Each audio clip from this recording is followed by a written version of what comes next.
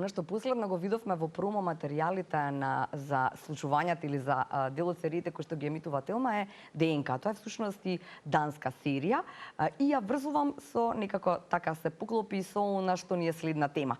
Станува збор за еден исклучително интересен и светски познат дански бенд Ефтеркланг, кој што беше во април во Македонија, направи Ефтеркланг Македониум бенд, 6 дена беа во МКЦ, беше еден оглас отворен во кој што се пријавуваа наши уметници кои што заедно со музика од Македонија создадоа една прекрасна композиција која пак беше изведена на Македониум во Крушево.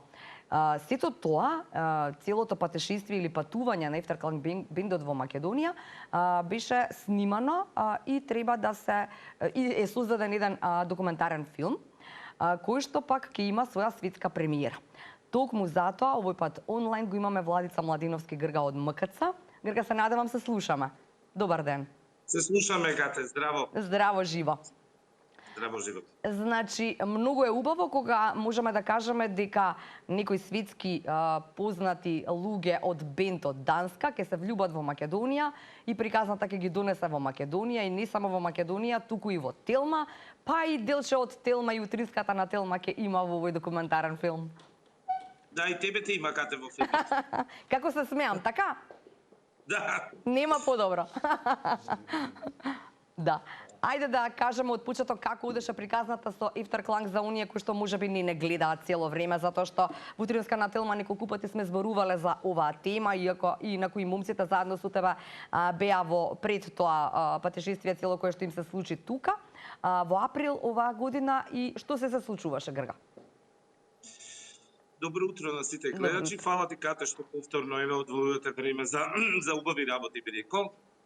Значи, приказната и пријателството со Ефтеркланг датира уште од 2013 година, кога првпат гостува во МКЦ со концерт во Кино Фростина.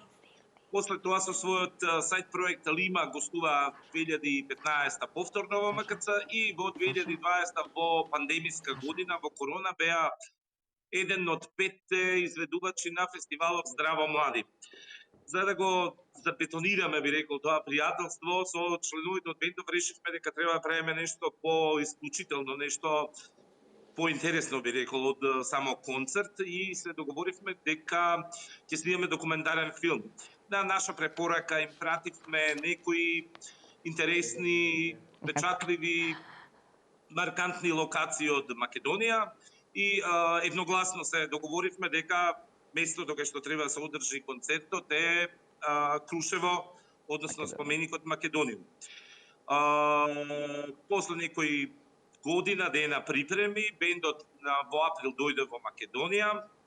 Првата вечер кога стигна, утре са бајле бевме кај вас во студио во Телма, кај што повикавме на уметници, музичари, костимографи, дури танчери баравме да се приклучат во ова 6-дневна авантура, една резиденција која беше снимана од страна на данска екипа на чело со режисерот Андреас Јонсен, кој сето тоа го преточува во документарен филм кој се вика Ефтеркланг Македониум бенд и кој својата светска премиера ќе има на 23 март 2024 година на еден од најголемите и најдобрите и најпопуларните фестивали на документарен филм CPH Docs, Copenhagen Docs.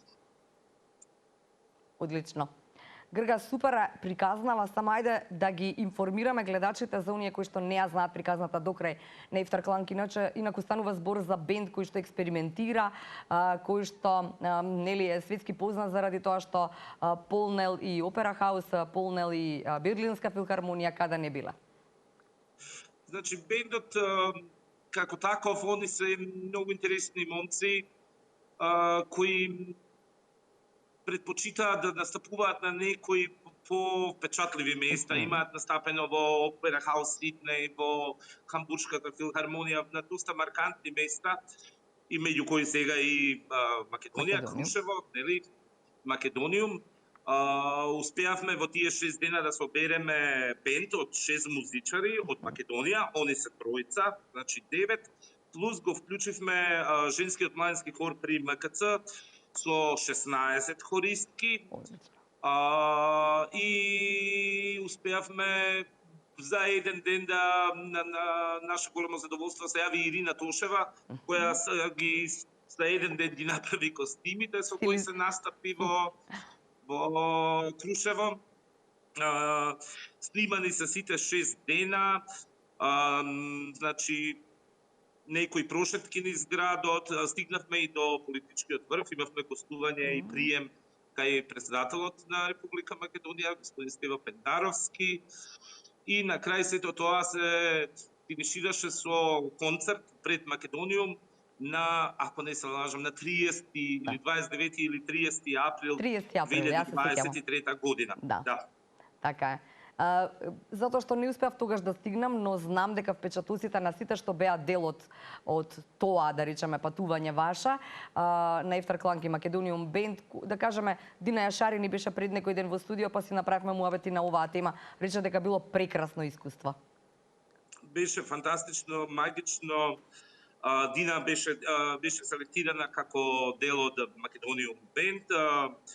Впечатоците, ја мислам дека уште си ги собираат. Ја на дневна или на неделна основа добивам по некоја инфо од нив, некои нови фотографии, некои нови спомени што ги текнуваат на членовите на бендот, не само од Данска, туку и на нашива, а и искрена бидам и публиката денес како ме сретнат вела дека беше стварно исклучително искуство. Ние имавме прилика да имаме ова лето режисерот допатува во Македонија специјално за да ни го проектира филмот, недовршен, една затворена проекција имавме, за да го видиме и за да дадеме некои насоки за белешки доколку имаме. Мислам дека е прилично интересен. Настапуваме, значи, во не знам точно моментов, како се вика, тоа е градска концертна сала во Копенхаген. Капацитетот е 550 седишта. И покрај таа премиера што е најавена, мислам вчера дознавме дека имаме уствари и уште еден, значи имаме 2 изведби и 2 проекции у ист ден. Значи ќе биде, затоа што има голем интерес, ќе биде за 1100 луѓе практично. Очекуваат да има 2 распродадени проекции и 2 концерта да изгледаат, односно да имаат нашите 2 настапа. Во Копенхаген патуваат комплетната екипа, значи 27 луѓе од Македонија патуваме во Данска, целиот бенд, 16 хористки и маестро Сашо Татарчевски како раководител на хорот. Ќе дојдат и дел од МКЦ екипата, ќе поканиме и секако и други луѓе кои ќе можат на 23 март да присуствуваат на таа светска премиера, а подоцна во годината секако спремаме и македонска премиера, така да и македонската публика ќе може да го види филмот и секако ќе биде проследена и со концептот, со таа креација што овие 6 дена ја прават, тоа е едно 40 минутен концерт. 7 или 8 парчиња се, не знам точно колку испадна на крај, али е некаде околу 40 минути настап. Филмот сам како филм не е концертот, туку е целиот процес на креација. На крај секако завршува со концертот во Крушево, меѓутоа не е целиот концерт, не е тоа филмот. И наскоро ќе го објавиме и датумот за македонската премиера. Одлично. Морам да прашам само дали ќе има место за, нели, заради тоа што Телма има во документарецот, ќе има ли место за делот Телма екипа да го... Јас ќе има за тебе, Кате, ја имам купено авионска карта со багаж 23 кила, ќе те собере, ќе те ставиме, Кате, идеме у Копенхаген. Одлично. Да. Грга, само секунда, уште нешто, ако сме се уште на линија, мислам дека го имаме. На линија сум. Да, супер. Да. Вака ние кога зборуваме, не знаат или не можеме да претпоставиме што тоа значи за нас. Што тоа значи за македонската музика, што тоа значи и за традиционалните ноти. Стефчо Стојковски тамо беше. Така, значи македонската култура на еден најубав начин е во овој спој на данскиот Ефтеркланг со овој Македониум Бенд. Ја искрено мислам дека видите филмот нема да заврши со премиерата, ќе си има свој живот, тој ќе гостува на фестивали и во зависност од можностите некаде мислам дека и ќе гостуваат и нашите музичари. Секако Стефче Стојковски, Дејан Спасовиќ свира традиционални македонски инструменти како гајда, тапан, кавал и мислам дека е многу голема промоција за нашата земја, за Македонија, за Крушево како една дестинација, за споменикот Македониум како таков. Ја да не бидам лажно скромен, али не мислам дека ќе има голем импакт. Згора на тоа Ефтерклан се сериозен бенд, доста популарен бенд во Европа па и во светот. Ние уште вчера добивме покана за фестивал во Хрватска на една објава, дури кога ќе почне да се селектираат програмите на филмските фестивали, мислам дека ќе гостува на многу фестивали, дека секако ќе биде добро за МКЦ, за Скопје, за Македонија, за Крушево, за сите нас. За нашата култура и традиција. Мислам дека е голема работа. Супер, да. Сега, светската премиера вели ќе биде во некоја сала која за време на изградбата во 2007 важела за најскапата музичка сала некогаш изградена.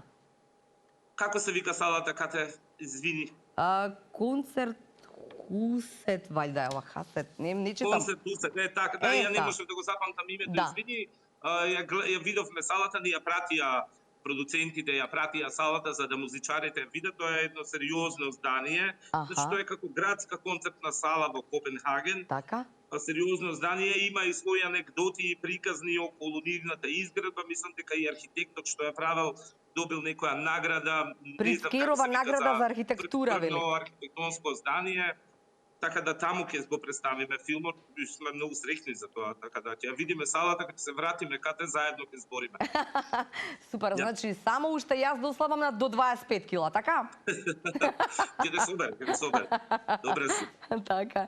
Владица Младиновски Грга пиша тоа, ти благодарам многу, ајде сега на ти на крајот, ама сериозно сака и Телма да биде дел од оваа светска премиера, а си како сме тука и да кажеме каде тоа си ќе пропатува Ефтерклан и Македониум бенд овој документарен филм. Секако најубав начин на спој на данци, македонци, звуци, убави ноти, но и убава енергија.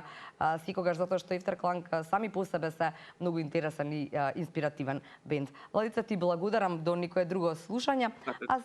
Тебе ти благодарам и благодарам на Телма телевизија за поддршката и за времето што го одвоите и ќе дадеме све од себе сега и сериозно да бареме дел од некоја екипа на Телма или ти или некој да дојде на премиерата во Копенхаген во март. Така е.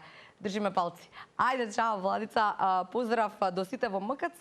Секако остануваме тука да кажуваме за сите убави културни случувања и во Скопје и во Македонија.